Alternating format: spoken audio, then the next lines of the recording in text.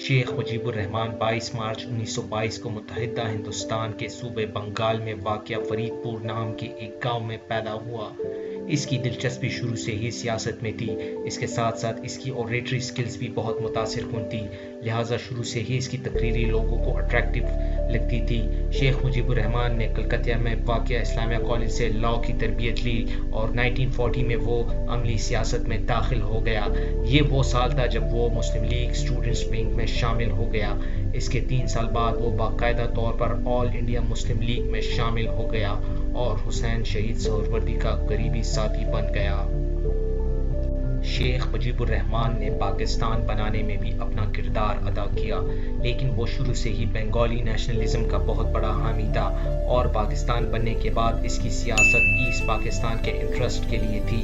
1948 کے اپنے دورے مشرقی پاکستان میں قائد اعظم نے جب اردو کو تمام پاکستان کی قومی زبان ڈکلیئر کیا تو شیخ مجیب الرحمان نے اس کے خلاف ڈھاکہ میں بھرپور احتجاج کیا، لیکن اس وقت ایسٹ پاکستان میں قائد اعظم بہت ہی زیادہ مقبول لیڈر تھے، لہٰذا شیخ مجیب الرحمان کو اس احتجاج میں کچھ زیادہ عوامی سپورٹ نہیں مل سکی۔ لیکن اسی کے اگلے سال قائد اعظم کی وفات کے بعد ایسٹ پاکستان میں بنگالی نیشنلزم کا اثر سر اٹھانے لگا اور شیخ مجیب الرحمان اس تحریک میں سب سے آگے تھا۔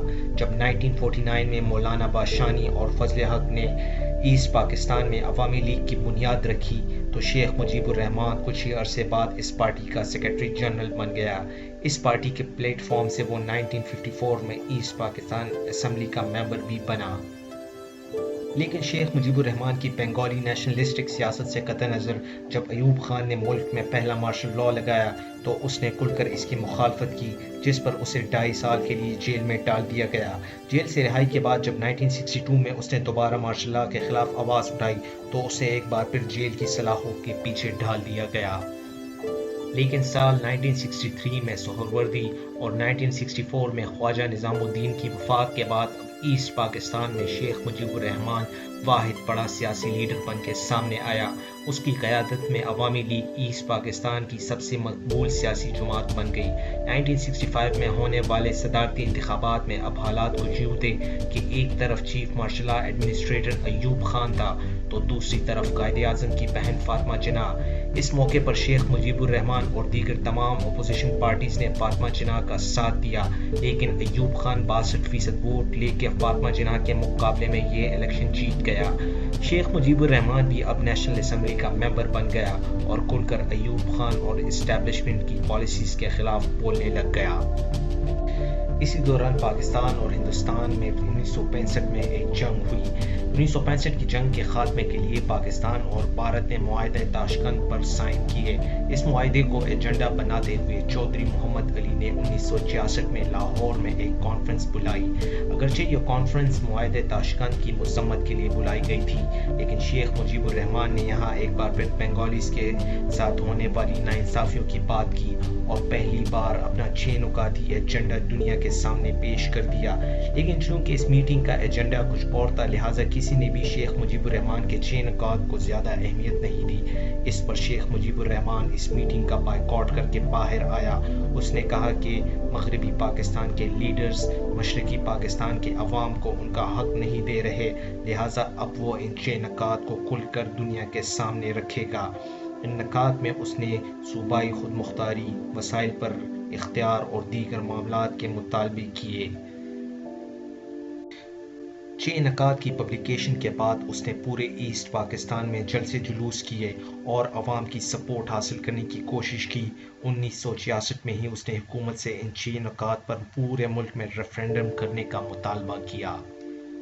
اس نے ایک مطالبہ یہ بھی کیا کہ ایسٹ پاکستان میں پیدا ہونے والا پرسن پورے ملک کی ضروریات پوری کرتا ہے، لیکن ایسٹ پاکستان کو اس کے بدلے میں کچھ خاص نہیں ملتا۔ اس پر 1966 میں حکومت نے اس کو گرفتار کر لیا اور ڈیفنس آف پاکستان لاء کے تحت اس پر مقدمہ شروع کر دیا۔ اس کے ساتھ 27 مزید بنگالی ملٹری آفیسرز اور سول سرونٹس کو بھی گرفتار کر لیا۔ ان پر الزام یہ تھا کہ یہ لوگ بھارت اور ایسٹ پاکستان کے بارڈر پر واقع اگرتلہ نام کے ایک گاؤں میں انڈین انٹیلیجنس آفیسر سے ملے، جس کا مقصد حکومت پاکستان کے خلاف مسلح مزاحمت کے لیے پیسہ اور ہتھیار لینا تھا۔ لیکن اسی دوران ملک بھر میں شیخ مجیب الرحمان کی رہائی کے لیے احتجاج شروع ہو گیا، جس پر ایوب خان کو ان سب کو رہا اور یہ کیس ختم کرنا پڑا۔ ایسٹ پاکستان واپسی پر شیخ مجیب الرحمان کا استقبال ایک بہت بڑے ہیرو کی طرح کیا گیا اور اسے بنگا بوندو کا خطاب دیا گیا۔ 1970 میں ہونے والے انتخابات میں شیخ مجیب الرحمان نے ان 6 نکات کو اپنا الیکشن مینیفیسٹو بنایا۔ اس کی تقریریں ویسٹرن پاکستان کی پالیسیز کے خلاف اور بنگالی نیشنلزم پر مبنی تھی۔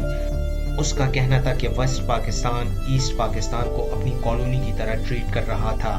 عوام نے اس کا ساتھ دیا اور وہ ایسٹ پاکستان کے 165 میں سے 162 سیٹس لینے میں کامیاب ہو گیا۔ مغربی پاکستان میں پاکستان پیپلز پارٹی کو سب سے زیادہ سیٹس ملی۔ اب قانون کے مطابق پریزیڈنٹ یحییٰ خان کو اسمبلی کا اجلاس بلانا تھا، لیکن عوامی لیگ اور پیپلز پارٹی میں حکومتی معاملات پر شدید اختلافات تھے۔ یحییٰ خان نے شیخ مجیب الرحمان سے کئی بار اسلام آباد آنے کی درخواست کی، لیکن شیخ مجیب الرحمان نہیں مانا۔ شیخ مجیب الرحمان اپنی میجورٹی کی وجہ سے حکومت بنانا چاہتا تھا، لیکن ذوالفقار علی بھٹو یہ ماننے کے لیے تیار نہیں تھا۔ شیخ مجیب الرحمان کو منانے کے لیے بالآخر یحییٰ خان خود ڈھاکہ چلا گیا، لیکن وہ اپنے مطالبات پر ڈٹا رہا۔ انہی دنوں میں بھارت کی مدد سے مکتی باہنی نے ایسٹ پاکستان میں بنگلہ دیش بنانے کے لیے مسلح جدوجہد شروع کر دی۔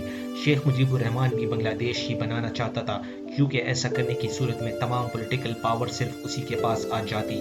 ان کی کوششیں کامیاب ہو گئی اور 16 دسمبر 1971 کو دنیا کے نقشے پر بنگلہ دیش ابھر کے سامنے آ گیا۔ پاک فوج کو شکست ہوئی اور 93,000 فوجی پرزنرز آف وار بن گئے۔ بنگلہ دیش تو بن چکا تھا، لیکن شیخ مجیب الرحمان ابھی تک جیل میں تھا۔ 8 جنوری 1972 کو ذوالفقار علی بھٹو کے حکم پر اسے جیل سے نکال لیا گیا۔ وہ پاکستان سے لندن گیا، جہاں اس کی ملاقات یوکے کے وزیر اعظم ایڈورڈ ہیتھ سے ہوئی۔ واپسی پر وہ بھارت بھی گیا اور بھارتی وزیر اعظم اور کیبنٹ سے ملا۔ اس کے بعد آخر کار وہ اپنے نئے ملک بنگلہ دیش چلا گیا اور ڈھاکہ میں اس کا عظیم الشان استقبال کیا گیا۔ وہ پہلے تو بنگلہ دیش کا صدر بنا، جس کے کچھ ہی عرصے بعد وہ وزیر اعظم کے عہدے پر بیٹھ گیا۔ لیکن وہ جہاں ایک زیرک سیاستدان تھا، وہیں بہت سارے لوگ مانتے ہیں کہ وہ اتنا اچھا ایڈمنسٹریٹر نہیں تھا۔ 1974 میں آنے والے قحط میں اس کی حکومت عوام کے لیے کچھ نہیں کر سکی، جس کے بعد عوامی سطح پر اس کی مقبولیت بہت نیچے چلی گئی۔ اس کے ساتھ ساتھ اس پر رشتہ داروں کو بڑے بڑے حکومتی عہدوں سے نوازنے کا الزام بھی تھا۔ ان وجوہات اور دیگر فیکٹرز کی وجہ سے فوج میں بھی اس سے نفرت بہت بڑھ چکی تھی، جو کہ 15 اگست 1975 کو شیخ مجیب الرحمان اور اس کے گھر والوں کی موت کی صورت میں سامنے آئی۔ 14 اور 15 اگست کی صبح junior rank Bengali military officers نے اس کے گھر کا گھیراؤ کر لیا۔